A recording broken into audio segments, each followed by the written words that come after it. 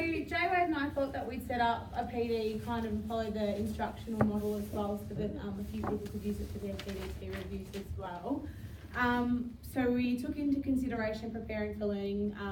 That was with all the prep that we did on that court out there with our goals and just having our equipment ready to go, and our explanation as well. We also created a learning intention for you guys for today and for students. So the learning intention for you guys was to develop strategies to teach game sense in relation to invasion games.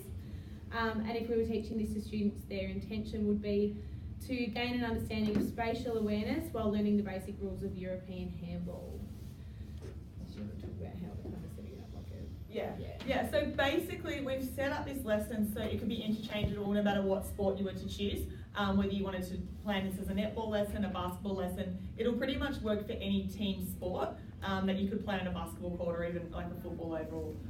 Any team sport you could take what we've done today and apply that. The reason we've chosen to use Game Sense has a lot to do with our upcoming planning with Monash Uni.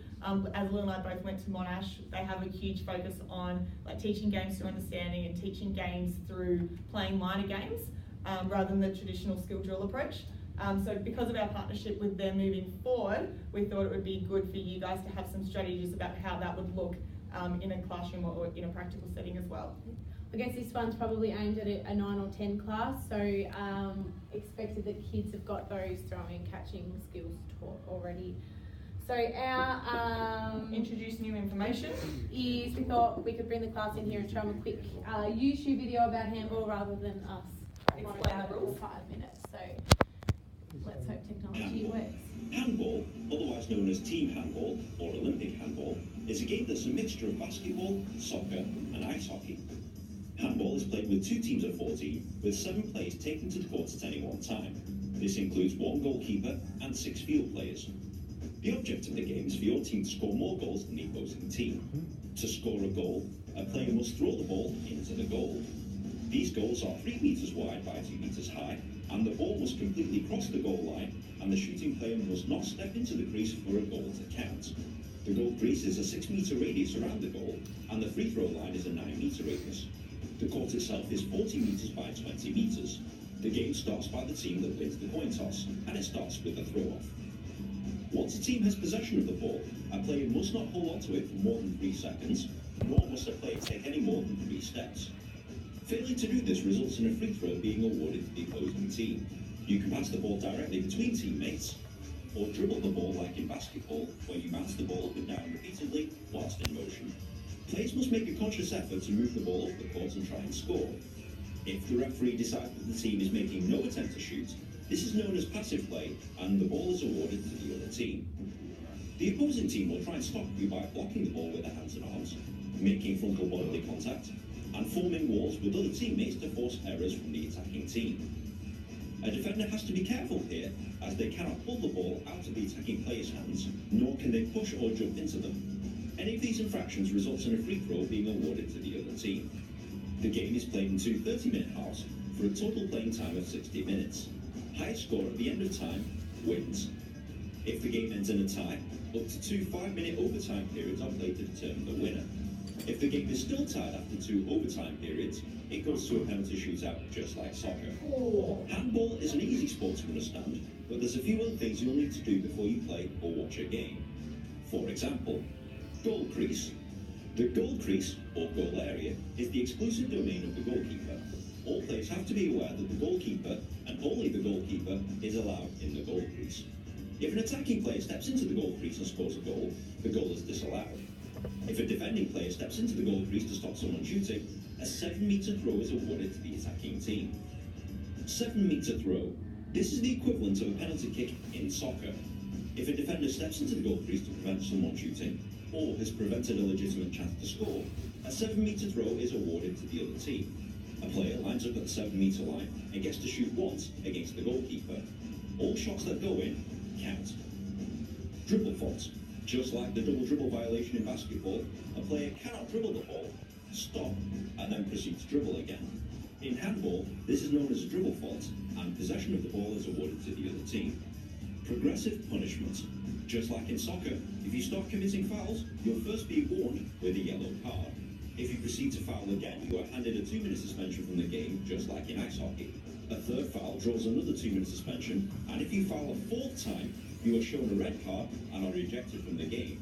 You can also be shown a straight red card for serious offences. Substitution. There are unlimited substitutions in handball, and all substitutes must cross over the substitution line. If you found this video at all helpful, please like, comment, share and subscribe. It takes me ages to make one of these things, and good karma is much appreciated. If you all... Alrighty. So hopefully there's just a different way of explaining the rules. A lot of the time we bring the kids, we sit them down and we go through the rules, and whether or not they're listening is something different. I know I get a lot of questions, oh, but what if, and you've already said it. So hopefully this is just a different way, which might encourage the kids to tune in a little bit more and save, constant teacher instruction as well. Also probably it's coming from someone other than you, so it probably eliminates those questions, oh, but this person plays this way, or we've played it like this before. It's no, these are the Olympic handball that we're going to use today. Yeah. We were going to go out and play a bit of a game, but just judging by the amount of people who are here / in prep gear, we might save it for Monday, but you've got a bit of a lesson plan in front of you. For our construct meaning phase of the lesson plan, we were going to play 2 different games of keepings off with lots of different modified rules that we bring into the game as it progresses and keep going. So for 2 minutes we'd separate you into 2 different netball thirds. You'd have a beanbag, and it'd be just simple keepings off, no contact. So you just have to keep keepings off essentially. Then we would, so after that we'd bring you in, we talk about what went well, what didn't go well, what team strategy. So game sense is really about what strategies can you guys do as a team to improve, whether that be offensive or defensive. So if you continue to ask those questions throughout, that's what game sense is all about. So the next step for us was to start introducing the rules of handball. So the 3 steps at a time was going to be introduced next in the same space. And then after that, we were going to open it up into the 2/3. So same amount of people, but 2/3.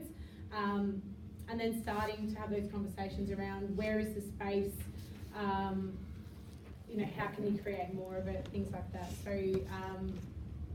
progressing those rules through. So far we've only got no contact, 3 steps, but we've expanded the space. After that, we will have moved to bringing an actual handball in. So rather than just the beanbag, we would have brought the handball in and maybe added some scoring into it as well. Rather than just keeping stuff, we would have added some scoring, some end zone in. Progressing that to like bouncing the ball like the rules said as well.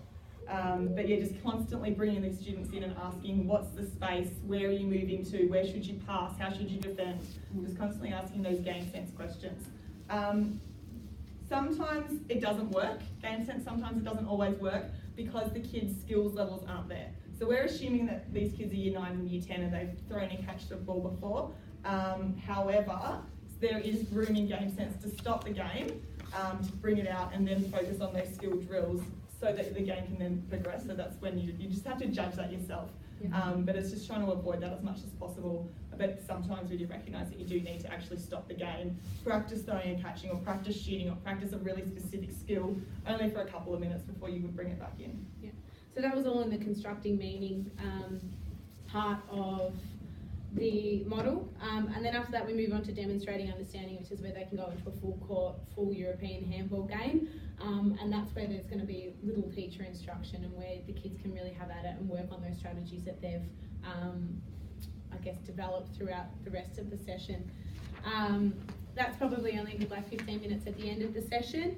And then the really important thing after that full game is the reflection that you do with them. So the reflection questions that we put down were just simply, what strategies did your team use that worked well, and what could your team do better? The end. Yeah. Lesson complete. Good work.